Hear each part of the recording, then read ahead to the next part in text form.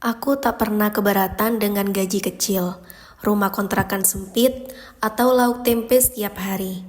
Tapi saat matanya lebih lama menatap perempuan lain dibandingkan menatapku, saat semuanya lebih tulus pada wanita asing ketimbang istrinya sendiri. Disitulah aku merasa kehilangan suami, meski dia masih pulang setiap malam. Cerita ini akan menggali perasaan seorang istri yang perlahan menyadari bahwa suaminya mulai berubah, bukan karena selingkuh secara fisik, tapi karena hati yang mulai tidak setia. Perubahan kecil dalam tatapan senyum dan sikap genit yang dianggap sepele ternyata menjadi awal dari retaknya kepercayaan dalam rumah tangga. Namaku Dinda, usia kami masih muda. Aku 29, suamiku Reno 32 tahun. 5 tahun menikah, satu anak perempuan bernama Naya, usianya 4 tahun. Dari luar, kami terlihat seperti keluarga kecil yang bahagia. Tapi hanya aku yang tahu bahwa kebahagiaan itu perlahan memudar. Semula bermula sejak Reno dipindahkan ke kantor cabang pusat. Tempat semua karyawan lebih rapi, lebih menarik, lebih menawan. Di sana katanya tuntutan profesional lebih tinggi. Tapi yang kutangkap justru cara dia mulai memperhatikan penampilan.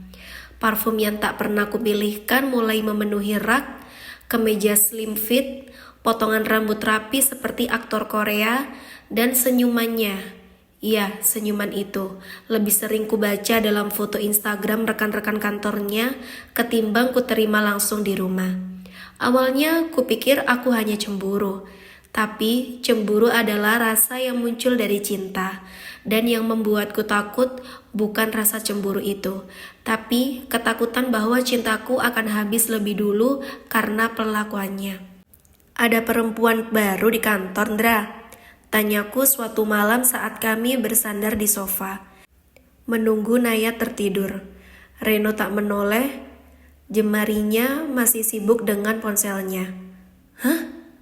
Oh iya, banyak. Marketing lagi, nambah tim. Yang kamu tag di story itu siapa? Reno terkekeh. Oh itu, namanya Nita, anak baru. Emang suka bercanda orangnya. Bercanda? Aku lihat cuplikan videonya, Reno duduk di pantry, lalu ada suara perempuan menyapa. Mas Reno, jangan godain semua cewek dong. Lalu tawa. Dan wajahnya Reno tertangkap kamera, tersenyum lebar, senyum yang dulu sering hanya untukku. Aku diam, tak membalas, tapi dalam hatiku ada luka yang menganga pelan-pelan. Bunda cantik banget hari ini, ucap Naya, membetulkan kerudungku sebelum aku mengantarkan ke sekolah. Aku tersenyum. Makasih sayang, Naya juga cantik. Di tengah jalan, aku menatap pantulan diriku dari kaca mobil. Apakah aku sudah terlalu kusam? Apakah keriput mulai menyelinap? Apakah tubuhku yang habis melahirkan ini sudah tak menarik lagi? Pertanyaan-pertanyaan itu menghantui, bukan karena aku tak percaya diri, tapi karena aku mulai tak merasa diinginkan. Mas, kamu lihat chatku? Tanyaku malam itu. Belum sayang, tadi sibuk meeting. Padahal kulihat status online-nya aktif terus. Bahkan sempat komen di foto salah satu rekan kerja wanita. Sekali, 2 kali, sampai sering komentar seperti ini. Wah, rambut barunya bikin makin fresh. Gaya fashion kamu emang selalu beda ya. Komentar-komentar yang dulu biasa diucapkan padaku sebelum dia merasa aku hanya ibu dari anaknya. Tak ada bukti Reno berselingkuh, tapi kata-kata genitnya itu di kolom komentar, tatapannya pada perempuan lain saat kami keluar bersama, dan caranya lupa menggenggam tanganku saat menyeberang sudah cukup membuatku hatiku hancur. Malam itu hujan turun deras. Aku menyiapkan wedang jahe hangat untuk Reno yang baru pulang kerja. Mas, pasti capek. Nih, aku buatin jahe hangat. Wah, enak nih. Makasih, Bun, katanya sambil melepaskan dasi dan menggantung jas di belakang pintu. Aku melihat ponselnya bergetar di atas meja makan. Namanya muncul membuat perutku mual. Nita Marketing HQ. Notifikasi muncul. Mas, besok kita bareng lagi ya ke lokasi. Aku mencoba tersenyum. Mas, sering banget ya bareng sama Nita sekarang. Reno menyeruput jahe hangat. Oh iya, dia ditugasin bareng aku di lapangan. Kenapa? Enggak, cuma nanya aja. Padahal ingin sekali aku bertanya lebih jauh. Kenapa harus dia? Kenapa kamu lebih sering tertawa bersamanya daripada bersamaku? Kenapa kamu cepat membalas pesannya tapi sering mengabaikan pesanku? Tapi aku tahu, saat perempuan harus memohon untuk diperhatikan, maka itu bukan cinta yang sehat lagi. Pagi hari ketika Rendo mandi, aku mengambil ponselnya yang tertinggal di atas meja. Bukan ingin menyadap, hanya ingin meyakinkan hati yang terus bertanya.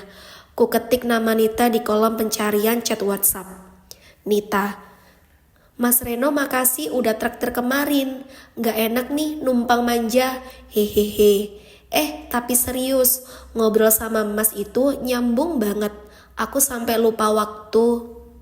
Reno membalas, hehehe, iya ya, kamu juga seru, jadi semangat kerja tiap hari deh.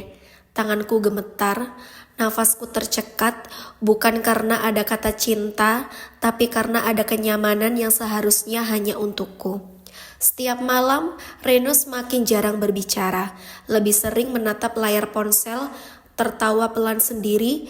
Bahkan ketika aku mengenakan baju tidur favoritnya, dia hanya menoleh sebentar, lalu kembali sibuk dengan gawainya. Naya, udah tidur mas, bisikku suatu malam mencoba mendekat. Iya, aku masih balas chat klien ya. Bukan, itu bukan klien. Aku tahu, bahkan ketika aku mencium lehernya, yang tercium hanyalah aroma parfum mahal yang belum pernah kupilihkan. Malam itu aku tidur membelakanginya, air mata menetes diam-diam mengalir ke bantal. Aku mulai percaya, cinta bisa mati dalam senyap. Aku mencoba bertahan, ku baca artikel, ku dengar podcast, bahkan ikut grup perempuan yang ingin memperbaiki rumah tangga. Lalu suatu hari aku memberanikan diri. Mas, aku daftar konseling pernikahan minggu depan. Kita bisa coba bareng. Gak harus ada masalah besar kan buat ikut? Reno mengernyit. Apaan sih Din? Lebay amat deh. Kita baik-baik aja kok. Baik-baik aja? Tanyaku pelan. Kamu bahkan gak sadar aku udah berhenti nanya kabar kamu setiap hari. Gak sadar aku berhenti cerita tentang kerjaanku. Karena aku tahu kamu gak akan tertarik dengarku lagi. Reno diam. Lalu menghela nafas panjang. Ya udah, nanti aku pikirkan. Tapi hari itu tak pernah datang. Hari ulang tahunku, aku berharap kejutan kecil atau minimal ucapan, tapi seharian Reno tak memberikan apa-apa. Sampai malam, aku yang akhirnya bicara. Kamu lupa ya, hari ini hari apa? Tanyaku pelan. Reno terdiam, wajahnya menunjukkan keterkejutannya atau rasa bersalah. Oh, astaga Din, maaf banget. Tadi banyak kerjaan. Tapi beberapa jam sebelumnya aku melihat di story Nita ada foto bersama Reno di sebuah coffee shop. Captionnya, bareng partner kerja paling asik. Katanya sih traktiran ulang tahun ya. Reno tak lupa hari ulang tahunku. Dia hanya memilih merayakannya bersama orang lain. Malam itu aku menulis di buku harianku yang sudah lama tak kusentuh. Dinda, kamu bukan perempuan yang mudah menyerah. Tapi kamu juga bukan perempuan yang pantas diperlakukan setengah hati. Kamu boleh lelah, tapi jangan pernah lupakan siapa dirimu. Kamu adalah ibu yang hebat, istri yang sabar, dan perempuan yang punya harga diri. Beberapa hari setelah ulang tahunku yang diabaikan, aku berubah. Aku tak lagi nuntut perhatian, tak lagi menyindir, bahkan tak lagi mencari tahu isi ponselnya.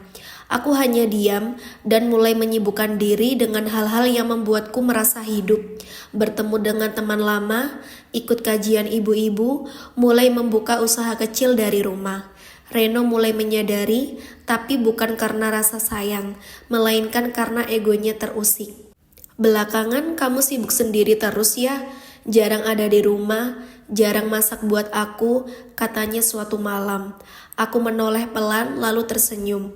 Aku baru sadar, aku terlalu fokus mengejar perhatian orang yang sudah lama tak menoleh padaku. Dia terdiam, untuk pertama kalinya tatapannya seperti mencari sesuatu dalam diriku, tapi aku sudah tak ada di sana. Suatu pagi Reno tiba-tiba berkata, "Din, kita bisa ngobrol serius nanti malam?" Aku mengangguk, tapi bukan lagi sebagai istri yang menunggu perbaikan, melainkan sebagai perempuan yang sudah tahu nilai dirinya.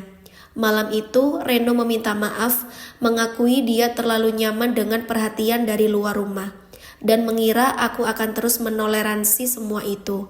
"Apakah masih ada kesempatan?" tanyanya. Aku menatapnya dalam diam, lalu berkata, "Kesempatan itu ada, kalau kamu mencintai aku, bukan hanya saat kamu merasa kehilangan." Aku dan Reno akhirnya sepakat konseling pernikahan akan dijalani bersama. Aku tidak berjanji, hanya memberi syarat bahwa cinta harus dijaga, bukan hanya dinikmati. Aku tak ingin menjadi perempuan yang dipilih dan dihormati, bukan sekedar perlengkap status rumah tangga, dan jika harus mengulai ulang, maka biarlah aku mulai dari mencintai diriku sendiri terlebih dahulu. Pesan moral, genit bukan hanya soal fisik.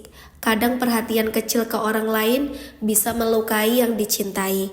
Ketika pasangan diam, jangan anggap mereka baik-baik saja. Cinta itu dirawat, bukan dibiarkan tumbuh liar mencari tempat yang lain.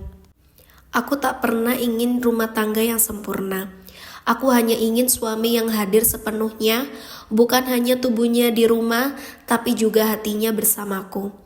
Kini aku tahu, cinta bukan diukur dari seberapa banyak kata sayang yang diucap, tapi dari seberapa besar setia dalam hal-hal kecil, tatapan, perhatian, dan kejujuran. Reno boleh saja berubah, tapi aku juga berubah. Aku menjadi perempuan yang tak lagi memohon untuk dicintai, tapi tahu bagaimana mencintai diri sendiri. Jika suatu saat rumah tangga ini kembali kuat, maka itu bukan karena aku bertahan, tapi karena kami sama-sama belajar memperbaiki diri. Dan jika tidak, setidaknya aku tahu, aku sudah berjuang dengan harga diriku tetap utuh.